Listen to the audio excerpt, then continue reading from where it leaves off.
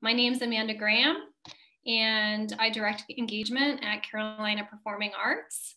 And I'm so pleased to be with you all here today in our little Zoom world. I created this Performance Institute actually while I was on maternity leave during COVID, which just seems like the perfect time to create a Performance Institute. It is intended, as you've all read, to bring people together when they can't get together, when the theaters are dark. And that's true of what is going on at CPA right now. We don't have any live performances going on. However, we see this as an opportunity for our audiences and just the public to have a chance to connect with artists and also with UNC faculty members with whom I work closely on a weekly basis. So as you know, each class, except for the first and last class, is going to pair a UNC faculty member with an artist, a well-known artist who we have a relationship with at CPA. And it's been really fun to be a part of those planning sessions. You'll see that the duo, the pair, is given a topic, and then they get to determine what direction they go with it. So sometimes it feels like a meandering conversation. Other times it feels like a very organized PowerPoint presentation. You're going to see all sorts of formats. So I want to make sure that we have enough time for Katie's presentation. So I'm going to move quite quickly over to her. She's going to share with us for about 15 to 20 minutes. And I hope to have about 10 minutes of conversation after her presentation. I was just going to invite you, though, that while she's presenting, if you have a thought, to please share it for everyone in the group chat. If you just have a quick response to her, she might not be able to read it, but the other folks in the room, because she's presenting, but the other folks in the room are welcome to respond. So just to encourage that conversation going on in the chat. So at the end of her presentation, we have something to return to. Okay, so I'm just going to dive in and first give you guys, everybody can see my screen, right? Yes? Okay.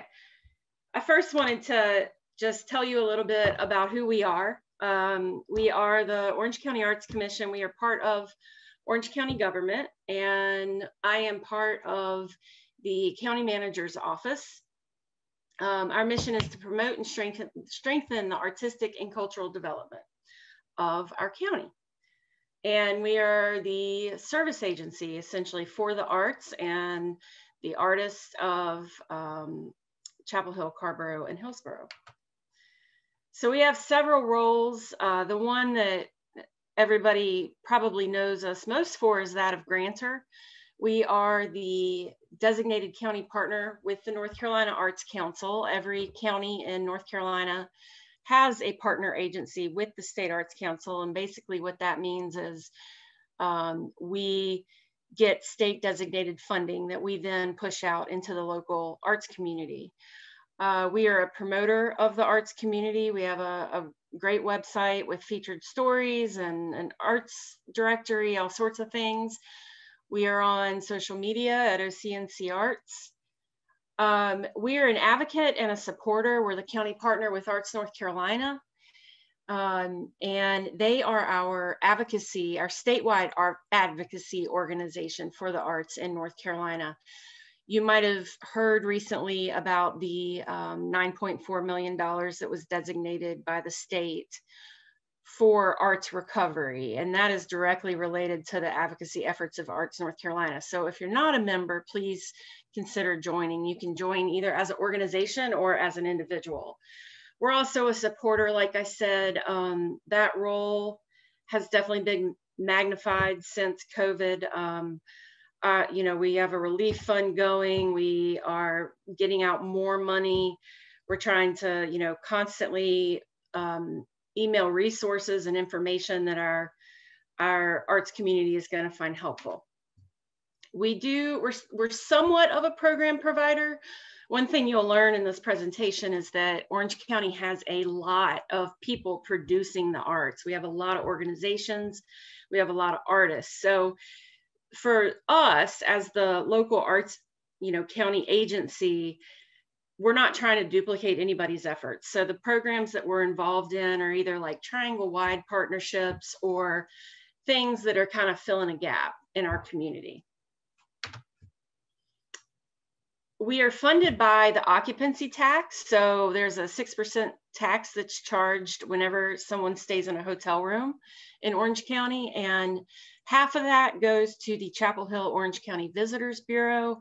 And about 10% of that 3% is what funds the Arts Commission. So we are pretty much solely county funded, other than the state money that we receive and then pass through. We are in the process of setting up a nonprofit arm just so that we've got a little bit more flexibility, God forbid, and another time like COVID where we need to be able to more easily raise money and get it back out into the community.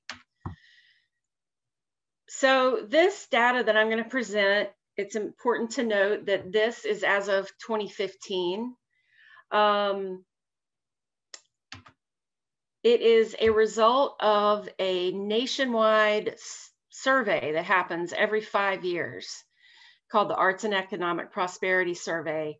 And it is handled through Americans for the Arts with municipal, county, state governments across the country. It's massive.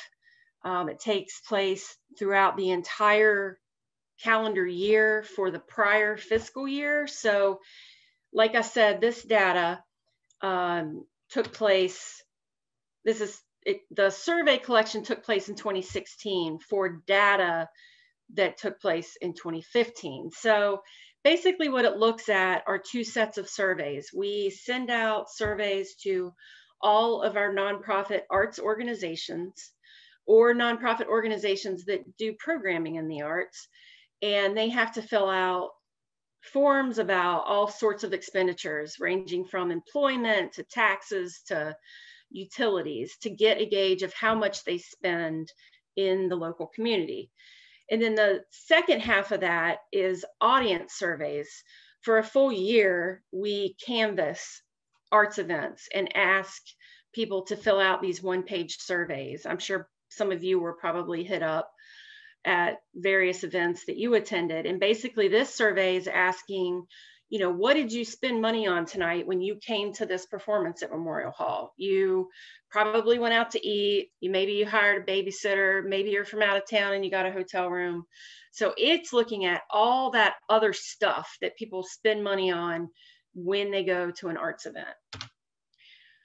It's important to note that about half of our organizations that were eligible to participate did. So this data that you're going to see only represents half our nonprofit arts organizations, and it's just nonprofit. So this does not factor in things like the Cat's Cradle or, you know, somewhere like DPAC in Durham. Obviously, they're not in Orange County, but for-profit venues like that are not in this data.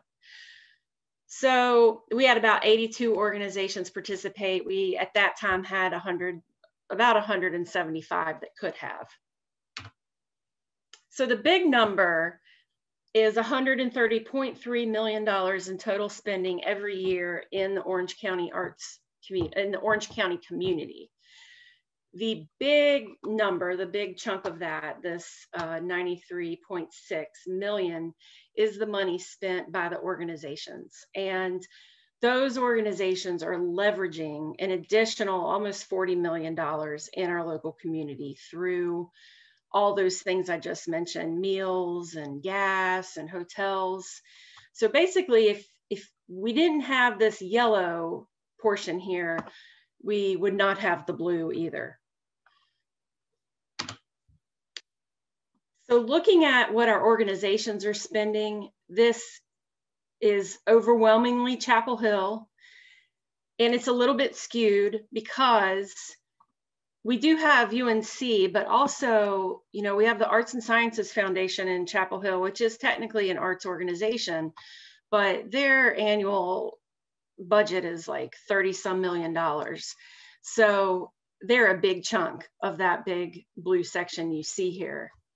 When you look at attendees, it kind of balances out probably a little bit more that, like you would imagine, about 3/4 of the attendees of the 1.9 million attendees coming into Orange County, going to arts events every year, are in Chapel Hill, but a hefty portion is also in Hillsborough and Carrboro. So everybody wants to know, how does UNC factor into this? Well, I think that this is really interesting because when you look at the organizational expenditures, like I explained a minute ago, the majority, 3/4 is UNC. They are spending a ton of money, the organizations that are arts entities at the university.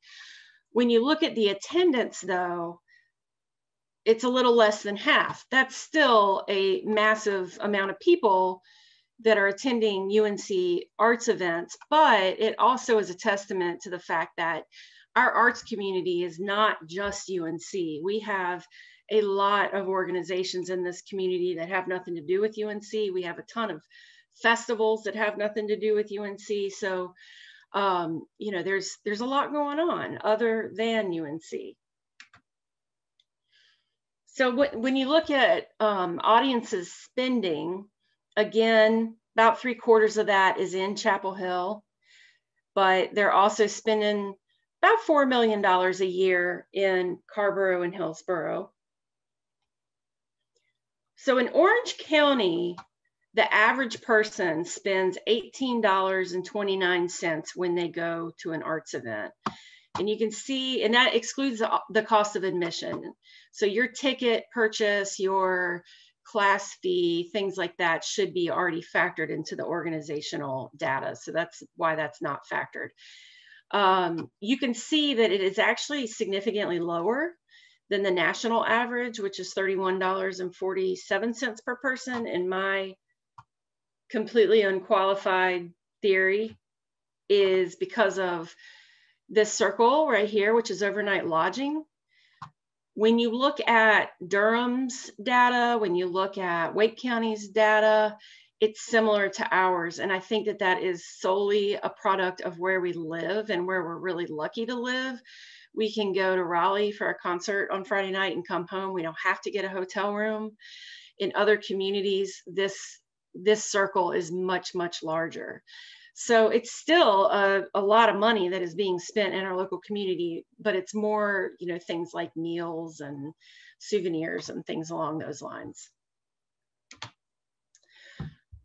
So this is the touchy slide that gets feathers ruffled depending on who I'm presenting to. When I got here, obviously the sports, you can tell I'm a sports fan. The sports are a really big deal here.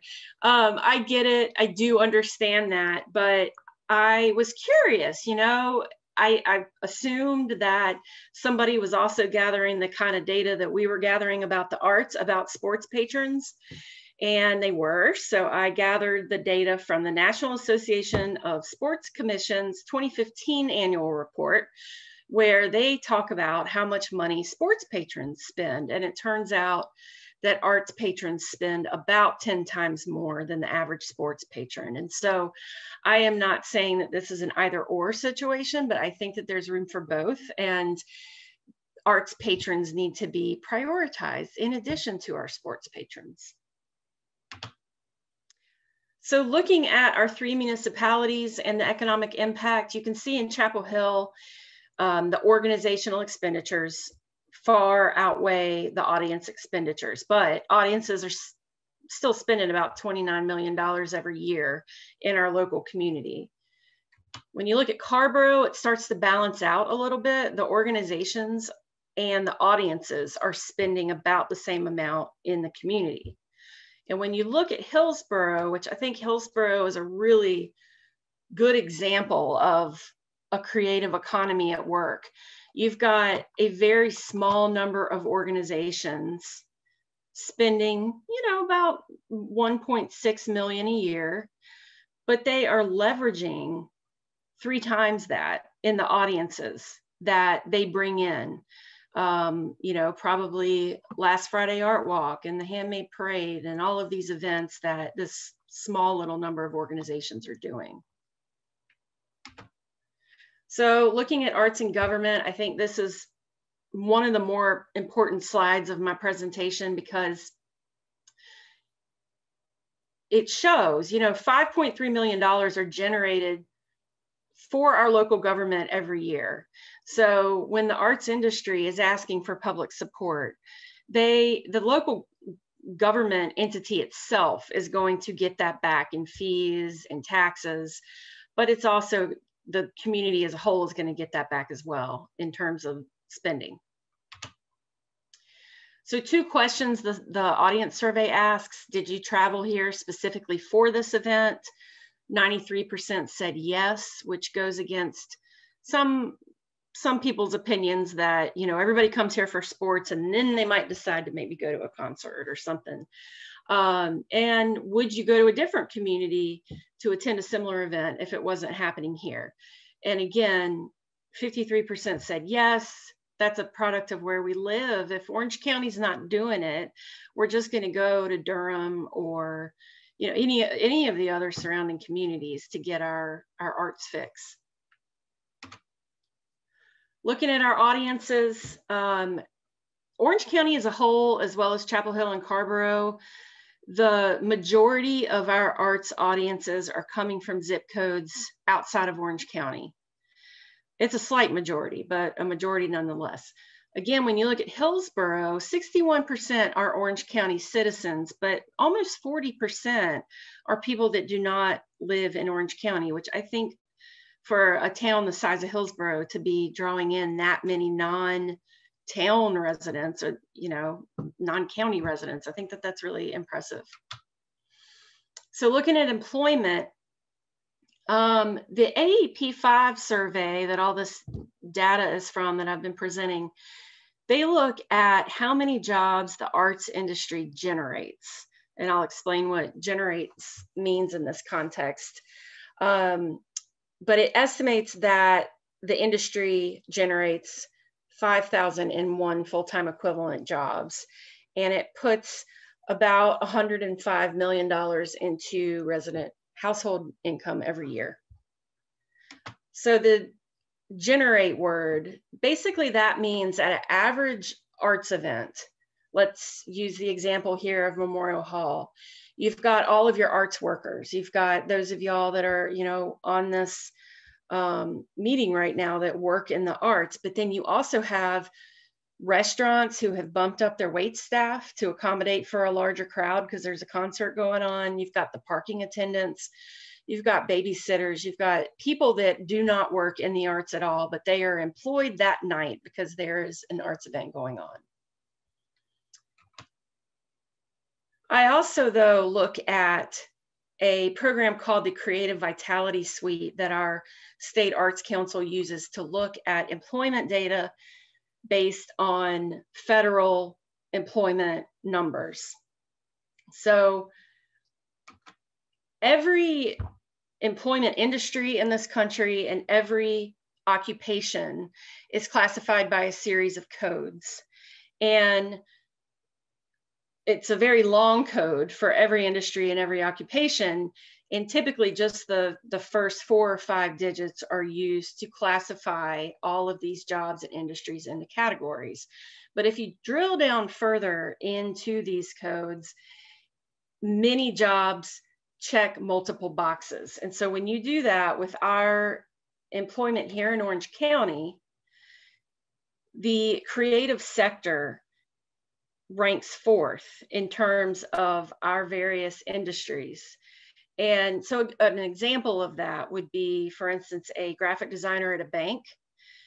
They are primarily first going to be classified in financial services, but they are also in a creative field. So they also check this creative sector box as well. So I felt like it was important to pull that out and, you know, give a visual demonstration of how many creative workers are actually in Orange County.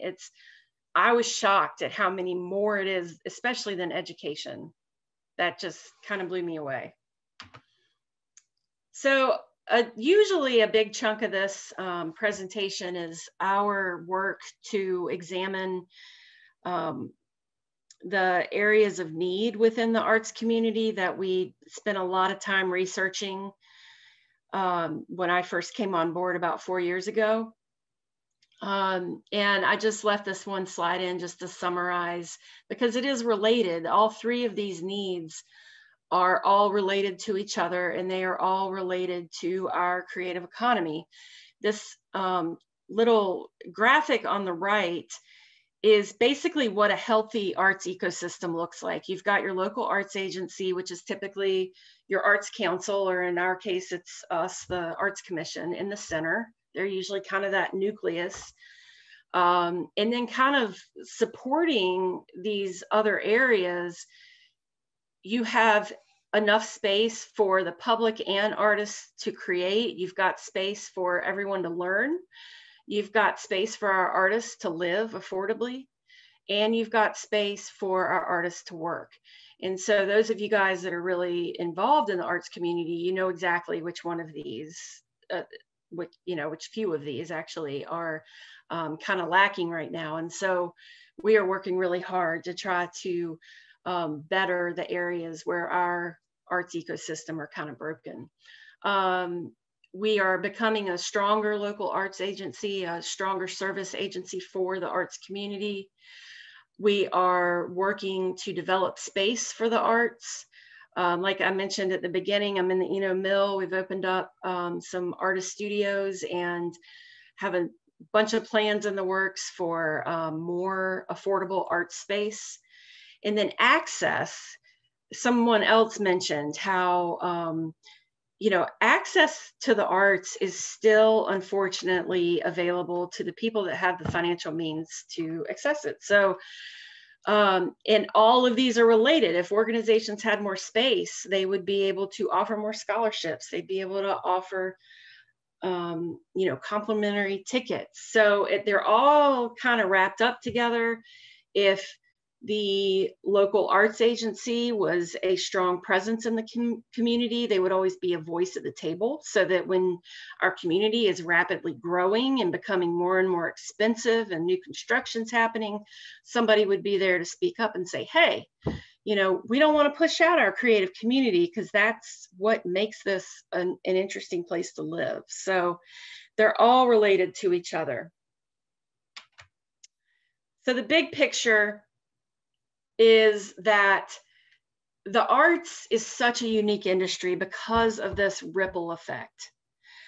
When an arts organization spends $100,000, 89,000 of that is going back into households, 3.3 thousand goes to local government, and 5.2 to the state.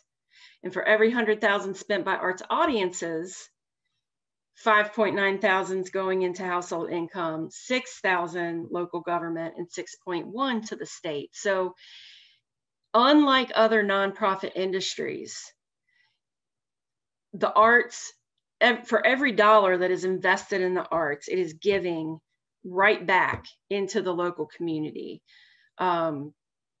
usually about tenfold of what was invested in that organization. So this was usually my closing slide with, the big numbers to keep in mind.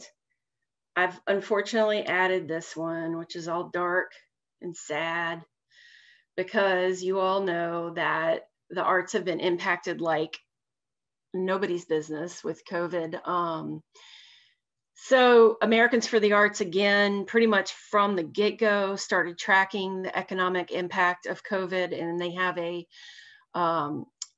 survey that we fill out probably on a monthly basis with, job data and losses, et cetera, just to kind of keep a tally going. So currently, the national loss for our nonprofit arts sector is $140 billion. The state, 83 million. And so here locally in Orange County, right now, it's estimated that the direct loss for arts nonprofits is 2.3 million. What I think is almost even more important, though, is that lost attendance. We know how many lost attendees there have been. We know how much money these attendees usually spend. And so we're able to say that we have lost about $4 million in our local community because of the lack of arts patrons. So that is it. These are just a few little things and ways that you can help right now. And I'm happy to take any questions you have.